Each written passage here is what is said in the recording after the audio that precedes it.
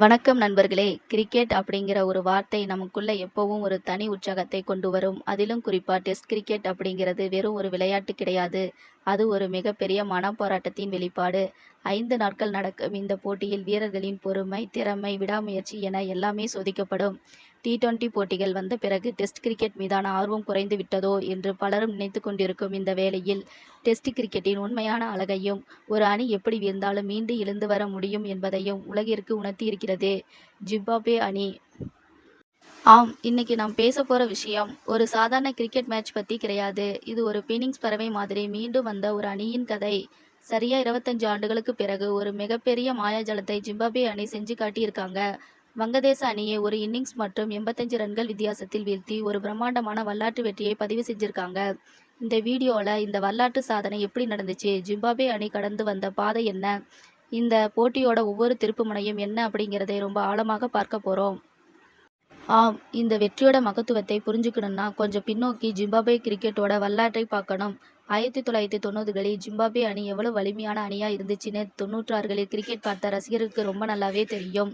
Aunty Flower, Grant Flower, Keith Streak, Alistair, Campbell, Paul Strang, Henry Olonga போன்ற ஜாம்பவான்கள் விளையாடிய அந்த காலகட்டம் ஜிம்பாப்வே கிரிக்கெட்டின் பொற்காலம். எந்த ஒரு உலகத்தரம் வாய்ந்த அணியாக இருந்தாலும் ஜிம்பாப்வே அணியை எளிதில் வீழ்த்திவிட முடியாது என்ற ஒரு நிலைமை அப்பொழுது இருந்துச்சு. குறிப்பாக 1998ஆம் ஆண்டு இந்தியா மற்றும் பாகிஸ்தான் போன்ற மிகப்பெரிய அணிகளை அடுத்தடுத்து வீழ்த்தி டெஸ்ட் போட்டிகளில் தொடர்ச்சியாக 2 வெற்றிகளை பதிவு செஞ்சிருந்தாங்க ஜிம்பாப்வே. உலகமே அவங்கள வியந்து பார்த்தது. ஆனால் அதுக்கப்புறம் அவங்க நாட்டில் நடந்த அரசியல் குழப்பங்கள், மிகப்பெரிய பொருளாதார வீழ்ச்சி, கிரிக்கெட் வாரியத்தில் ஏற்பட்ட உள்ளூர் பிரச்சனை காரணமாக பல திறமையான முன்னணி வீரர்கள் அணியை விட்டு வெளியேறினாங்க. ஜிம்பாப்வே கிரிக்கெட் கொஞ்சம் கொஞ்சமாக அதல பாதாளத்துல போக ஆரம்பிச்சிருச்சு. ஒரு கட்டத்துல ஐசிசி அவங்களுக்கு கொடுத்திருந்த அங்கீகாரத்தை ரத்து செய்வார்களோ என்ற அளவுக்கு நிலைமை மோசமானது. பல முன்னணி அணிகள் ஜிம்பாப்வே அணியுடன் விளையாடுவதையே தவிர்த்தார்கள். இத்தனை வருடங்களாய் ஒரு இருண்ட காலகட்டத்துல இருந்த அந்த அணிக்கு மீண்டும் ஒரு விடியல் வராதா என ஏங்கிய ரசிகர்களுக்கு ஒரு வரப்பிரசாதமாக தான் அமைந்தது கடந்த அக்டோபர் 2025இல் ஆப்கானிஸ்தான் அணிக்கு எதிராக கிடைத்த வெற்றி. அந்த வெற்றியின் மூலம் ஒரு புது நம்பிக்கை ஜிம்பாப்வே அணிக்கு தங்களுக்குள்ளே விதைத்தார்கள். அதோட தொடர்ச்சியாகத்தான் இப்பொழுது ஹரேரே மைதானத்தில் நடந்து முடிந்துள்ள வங்கதேசத்துக்கு எதிரான இந்த ஒரே ஒரு போட்டி கொண்ட டெஸ்ட் தொடர் அமைந்தது. வங்கதேச அணி பற்றி நமக்கு நன்றாகவே தெரியும். சமீப காலங்களில் அவர்கள் சொந்த மண்ணிலும் சரி, வெளிநாடுகளிலும் சரி, எப்பேற்பட்ட அணிகளுக்கு ஒரு சிம்ம சொப்பனமாக விளங்கி வருகிறார்கள். அவர்களின் சுழற்பந்து வீச்சு எவ்வளவு ஆபத்தானது என்பது உலகம் அறிந்த விஷயம்.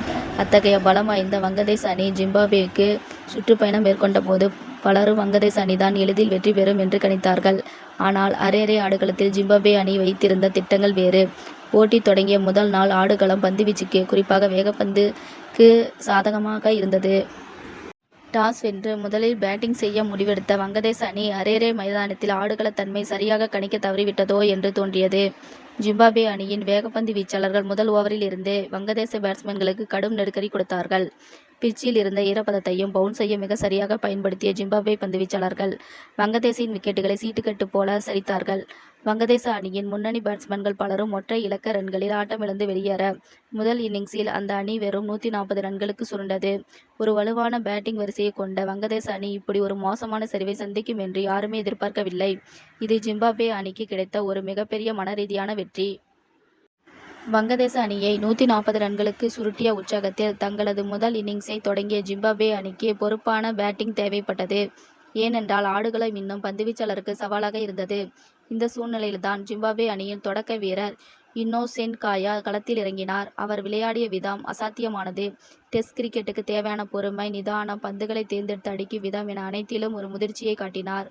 வங்கதேச அணியின் பந்துவீச்சாளர் எவ்வளவோ முயன்றும் அவருடைய கவனத்தை சிதறடிக்க முடியவில்லை. ஒரு முனையில் அவர் பாறையாக நின்று நிலைத்து ஆட, மறுமுனையில் மற்ற வீரர்கள் அவருக்கு சிறப்பான ஆதரவை கொடுத்தார்கள். இன்னோசென்ட் காயா மொத்தம் 227 பந்துகளை சந்தித்து 140 ரன்கள் குவித்து இறுதி வரை ஆட்டமிழக்காமல் களத்தில் நின்று ஒரு சரித்திர இன்னிங்ஸை விளையாடினார். அவருடைய இந்த இமாலயா சதத்தின் உதவியுடன் ஜிம்பாப்வே அணி தங்களது முதல் இன்னிங்ஸில் 410 ரன்கள் என்ற ஒரு மிகப்பெரிய ஸ்கோரை குவித்தது. 140 ரன்கள் மட்டுமே எடுத்திருந்த வங்கதேசத்தை விட ஜிம்பாப்வே அணி 270 ரன்கள் என்ற மிகப்பெரிய முன்னிலையை பெற்றது. ஒரு டெஸ்ட் போட்டியில் 270 ரன்கள் பின்தங்கிய நிலையில் விளையாடுவது எந்த ஒரு அணிக்கும் மாபெரும் சுமை. அதுவும் வெளிநாட்டு மண்ணில் அந்த சுமையை சுமப்பது அத்தனை எளிதல்ல. இந்த நிலையில் 270 ரன்கள் பின்தங்கியபடி தங்களது இரண்டாவது இன்னிங்ஸை தொடர்ந்து வங்கதேசம் எப்படியாவது பொறுமையாக விளையாடி ஒரு மிகப்பெரிய பார்ட்னர்ஷிப் அமைத்து ஸ்கோரை உயர்த்தி ஜிம்பாப்வே அணிக்கு ஒரு இலக்கை நிர்ணயிக்க வேண்டும் என்ற நெருக்கடியோடு களமிறங்கினார்கள். ஆனால் ஜிம்பாப்வே அணியின் பந்துவீச்சாளர்கள் அதற்கு எந்தவிதமான வாய்ப்பையும் தரவில்லை.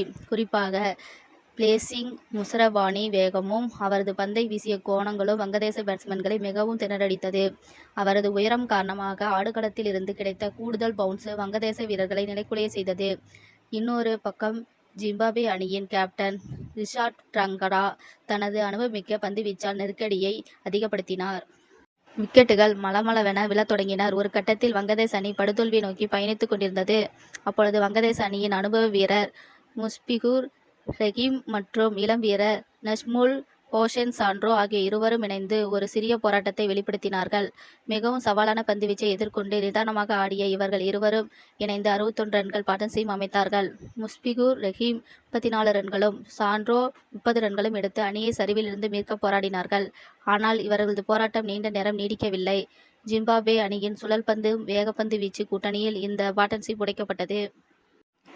இதன் பின்னர் வந்த வங்கதேச பேட்ஸ்மேன்களால் ஜிம்பாப்வே அணியின் ஆக்ரோஷமான பந்துவீச்சை சமாளிக்க முடியவில்லை.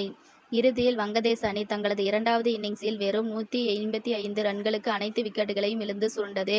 இதன் மூலம் ஜிம்பாப்வே அணி ஒரு இன்னிங்ஸில் மற்றும் 85 ரன்கள் வித்தியாசத்தில் மிக பிரம்மாண்டமான வெற்றியை சுவித்தது. இரண்டாவது இன்னிங்ஸில் ஜிம்பாப்வே அணி பந்துவீச்சில் பிளேசிங் முசரபானி 4 விக்கெட்டுகளையும் கேப்டன் ரிஷாட் ட்ரங்கரா 3 விக்கெட்டுகளை வீழ்த்தி வெற்றியை மிக எளிதாக்கினார்கள். தங்களது பொறுமையான பேட்டிங் மூலம் 140 ரன்கள் குவித்து அணியின் இமாலய வெற்றிக்கு மிக முக்கிய காரணமாக அமைக்க தொடக்க வீரர் இனோஸ் சேட்காயா ஆட்டநாயகனாக தேர்ந்தெடுக்கப்பட்டார். இந்த வெற்றி ஜிம்பாப்வே கிரிக்கெட் வரலாற்றில் மிக முக்கியமான ஒரு திருப்புமுனையாக பார்க்கப்படுகிறது. ஏனென்றால் இது ஒரு சாதாரண வெற்றி அல்ல. இதற்கு முன்பு 1998ஆம் ஆண்டு இந்தியா மற்றும் பாகிஸ்தான் அணிகளுக்கு எதிராக அடுத்தடுத்து 2 டெஸ்ட் போட்டிகளில் வெற்றி பெற்றிருந்த ஜிம்பாப்வே அதன் பிறகு கடந்த 25 ஆண்டுகளில் தொடர்ச்சியாக 2 டெஸ்ட் போட்டிகளில் வெற்றி பெற்றதே இல்லை. அக்டோபர் 2025இல் ஆப்கானிஸ்தானுக்கு எதிராக பெற்ற வெற்றி மற்றும் இப்பொழுது வங்கதேசத்துக்கு எதிராக பெற்ற இந்த இன்னிங்ஸ் வெற்றி ஆகிய இரண்டும் சேர்த்து 25 ஆண்டுகள் கழித்து ஜிம்பாப்வே அணியை ஒரு புதிய வரலாற்று சாதனையை படைக்க செய்திருக்கிறது. மைதானத்தில் இருந்த ஜிம்பாப்வே ரசிகர்களின் கண்களில் தெரிந்த ஆனந்த கண்ணீர் இந்த வெற்றி அவர்களது தேசத்துக்கு எவ்வளவு முக்கியமானது என்பதை உணர்த்தியது. எத்தனையோ தோல்விகள், அவமானங்கள், உள்ளூர் பிரச்சனைகள் என அனைத்தையும் தாண்டி ஒரு அணியால் மீண்டும் சாதிக்க முடியும் என்பதற்கு இந்த ஜிம்பாப்வே அணி ஒரு மிகப்பெரிய உதாரணம். கிரிக்கெட் உலகிலும் உள்ள முன்னாள் வீரர்கள், கிரிக்கெட் வல்லுநர்கள் மற்றும் ரசிகர்கள் என அனைவரும் சமூக வலைதளங்களில் ஜிம்பாப்வே அணிக்கு தங்களது வாழ்த்துக்களை தெரிவித்து வருகின்றனர். வங்கதேச அணியை பொறுத்தவரை இது அவர்களுக்கு ஒரு மிகப்பெரிய ஏமாற்றமாக இருந்தாலும் ஜிம்பாப்வே அணி வெளிப்படுத்திய அந்த விளையாட்டு திறன் டெஸ்ட் கிரிக்கெட்டிற்கு ஒரு புது ரத்தத்தை பாய்ச்சுகிறது என்றுதான் சொல்ல வேண்டும். பலமிறந்த அணிகள் என நாம் ஒதுக்கி வைக்கும் ஒவ்வொரு அணியும் சரியான நாளிலும் சரியான திட்டங்களோடு செயல்பட்டால் உலகத்தரம் வாய்ந்த எந்த அணியை வீழ்த்த முடியும் என்பது மீண்டும் ஒரு முறை நிரூபிக்கப்பட்டுள்ளது. ஜிம்பாப்வே அணியின் இந்த மீள் உருவாக்கம் இனி வரும் காலங்களில் அவர்கள் இன்னும் பல சாதனைகளை படைக்க ஒரு உந்து சக்தியாக அமையும் என்பதில் எந்த சந்தேகமும் இல்லை. கேப்டன் ரிஷாட் சங்கரா தலைமையில் ஒரு இளம் மற்றும் அனுபவம் கலந்த அணியாக உருவெடுத்துள்ள ஜிம்பாப்வே உலக கிரிக்கெட்டில் தங்களது இழந்த பழைய அரியாசனத்தை மீண்டும் பிடிப்பதற்கான பயணத்தை கம்பீரமாக தொடங்கிவிட்டார்கள். இது கிரிக்கெட் என்ற விளையாட்டுக்கு கிடைத்த வெற்றி, தளராத நம்பிக்கைகளுக்கும் விடாமுயற்சிக்கும் கிடைத்த மாபெரும் வெற்றி. இந்த வரலாற்று சிறப்புமிக்க ஜிம்பாப்வே அணியின் வெற்றியை பற்றி நீங்கள் என்ன நினைக்கிறீர்கள்? 25 வருடங்களுக்கு பிறகு அவர்கள் படைத்திருக்கும் இந்த சாதனை அவர்களை மீண்டும் கிரிக்கெட்டின் உச்சத்திற்கு கொண்டு செல்லுமா? வங்கதேச அணியின் இந்த எதிர்பாராத வீழ்ச்சிக்கு என்ன காரணம் என்று நீங்கள் கருதுகிறீர்கள்? மறக்காமல் உங்கள் கருத்துக்களை கமெண்ட் செக்ஷனில் பதிவு பண்ணுங்கள். இதுபோன்ற இன்னும் பல சுவாரஸ்யமான கிரிக்கெட் செய்திகள், வரலாற்று சம்பவங்கள் மற்றும் போட்டிகளில் விரிவான அலசல்களை தெரிந்து கொள்ள தொடர்ந்து இணைந்திருங்கள்.